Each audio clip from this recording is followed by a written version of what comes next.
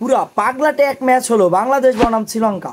টসে জিতে ক্যাপ্টেন শান্ত প্রথমে বোলিংয়ের সিদ্ধান্ত নেয়। ইনিংসের তৃতীয় ওভারে তাসকিন আহমেদের প্রথম শিকার হয়ে ফিরেন কুশাল মেন্ডিস। পাওয়ার প্লে শেষে শ্রীলঙ্কার সংগ্রহ দাঁড়ায় 53 রানে 2 উইকেট। তারপর শুরু হয়ে যায় রিশাদ হোসেনের ঘূর্ণি। প্রথম ওভারে এসে 1 উইকেট নিয়ে নেয় এবং তার দ্বিতীয় ওভারে এসে 2 বলে 2 উইকেট তুলে নেয়। তার মধ্যে শ্রীলঙ্কার ক্যাপ্টেন হাসারাঙ্গার উইকেট তুলে নেয়। হাসারাঙ্গাকে 0 রানে ছেড়ে দেয় রিশাদ হোসেন।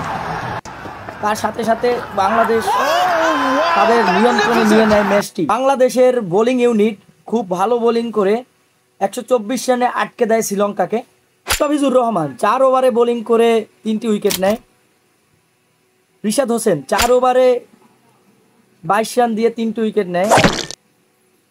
তাসকিন আহমেদ 2টি উইকেট এবং তানজিদ সাকিব 1টি উইকেট নিয়ে নেয়। শ্রীলঙ্কার দেওয়া 125 রানের টার্গেটে ব্যাটিং করতে নেমে প্রথম ওভারেই সৌম্য সরকার তার মূল্যবান উইকেটে দিয়ে আসলো।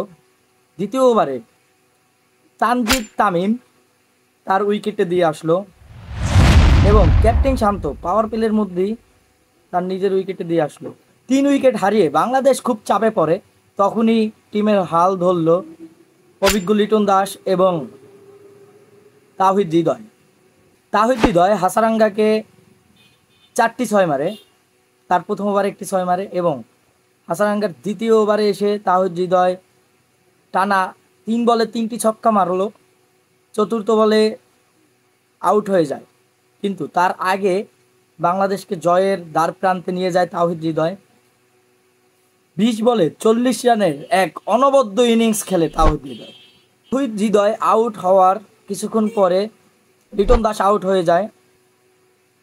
সাকিব আল হাসান এসে সেও সুবিধা করতে পারলো না। বোলিংয়ে সে 3 ওভারে 30 রান দিল এবং ব্যাটিংয়ে এসেও সে একটি বাজে শট খেলে আউট হয়ে বাংলাদেশকে আরও বেশি চাপের মধ্যে ফালিয়ে রেখে যায়।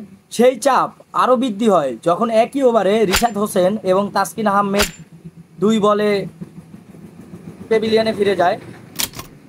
তারপরে তানজিদ সাকিবকে নিয়ে মাহমুদুল্লাহ রিয়াদ এক সাহসী ইনিংস খেলে ম্যাচটি উইন করে তারপরে মাঠ ছাড়ল।